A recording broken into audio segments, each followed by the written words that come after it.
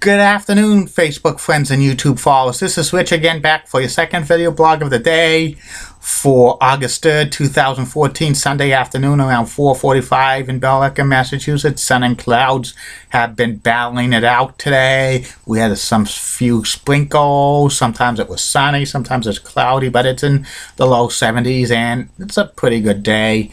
And the sun sets up now close to 8 p.m. and then we're going to be losing 2 minutes each day of sunlight, and it's going. We're really noticing it. Plus the crickets are chirping, so that's a sign of fall's coming. Some news report tonight's the Hall of Fame pro football game.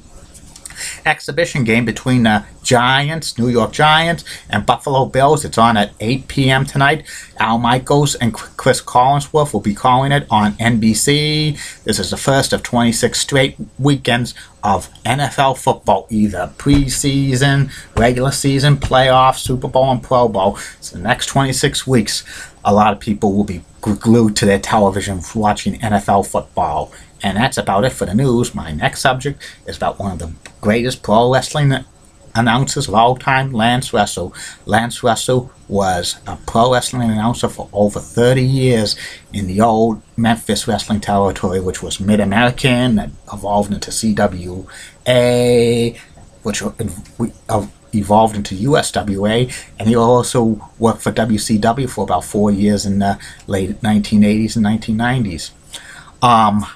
Lance started his career calling pro wrestling on matches in 1959, and he was great at it. Especially, he had a great interview style. Especially, he had a lot of chemistry with a lot of Memphis wrestlers like Jerry the King Lawler, Superstar Bill Dundee, Dutch Mantel, Jeff Jarrett, Jimmy the Mouth of the South Heart, and others. And he also formed one of the best wrestling broadcasting duos of all time in 1967 with Dave Brown, who was a college DJ when he started, but eventually he became the weatherman for WMC in Memphis, Tennessee, Channel 5, which carried the Memphis wrestling show for over 20 years and stuff. And also Lance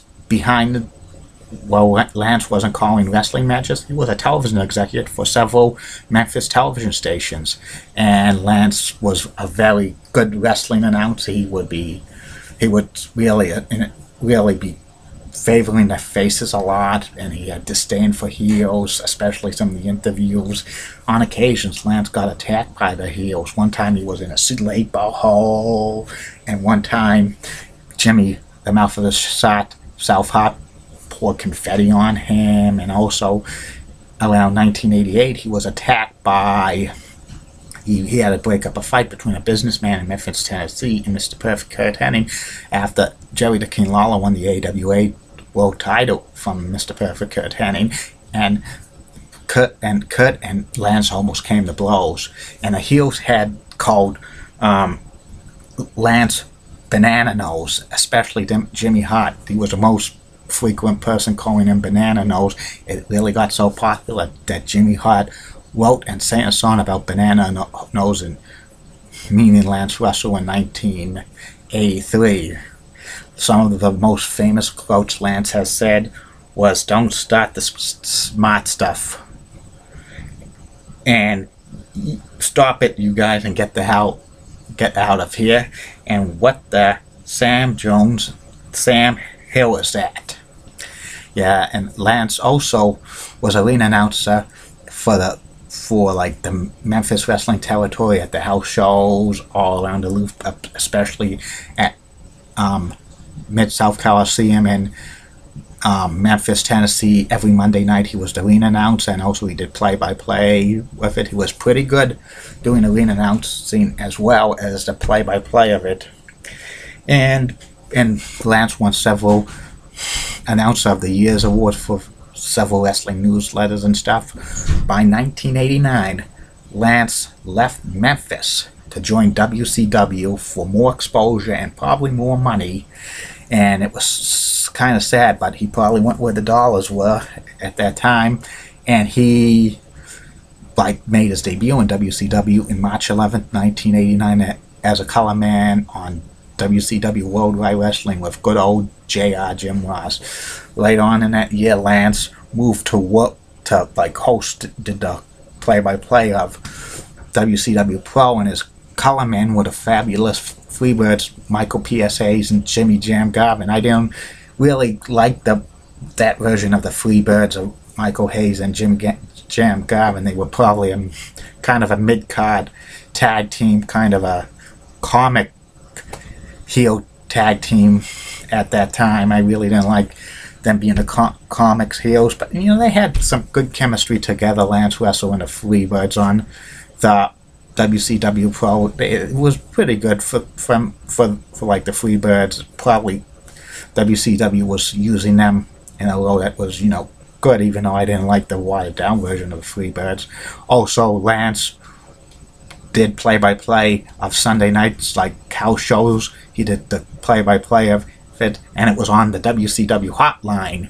And also, Lance's other main role in WCW was to negotiate contracts with the phone companies about payments for the WCW hotline.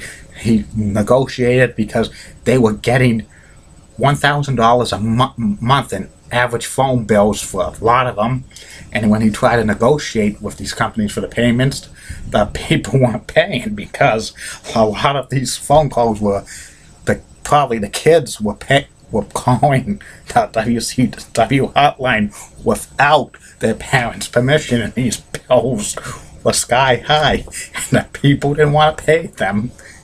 And that's why the WCW hotline crashed and burned around 1991, 1992. And WCW lost a lot of money from that, but Lance said he couldn't get, the government was not going to get involved in professional wrestling hotlines. Who could blame him? Because the government has other more important, bigger fish to fry.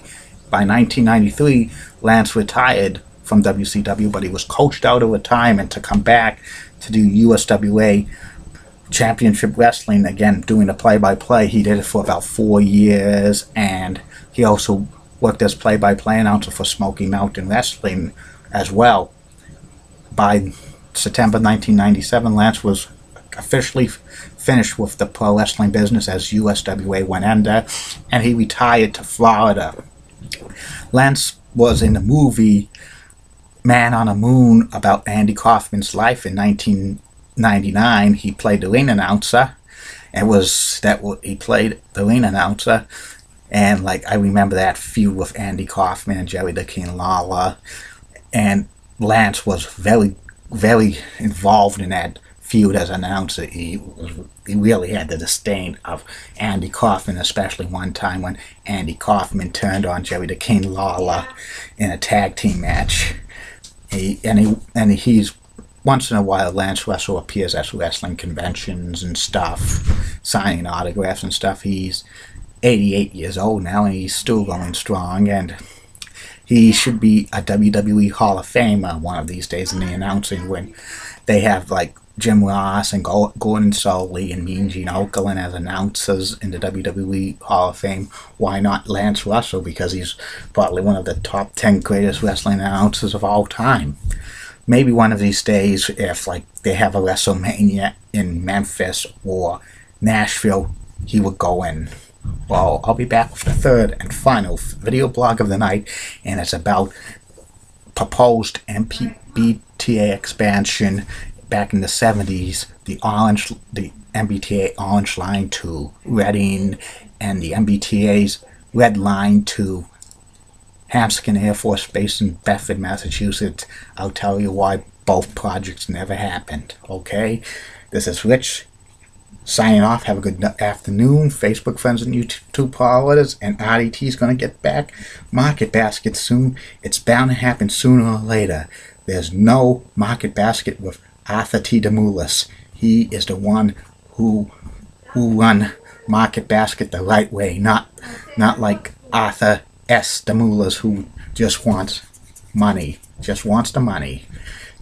Arthur T. cares about the employees and the customers. Okay, bye Facebook friends and YouTube followers. See you later.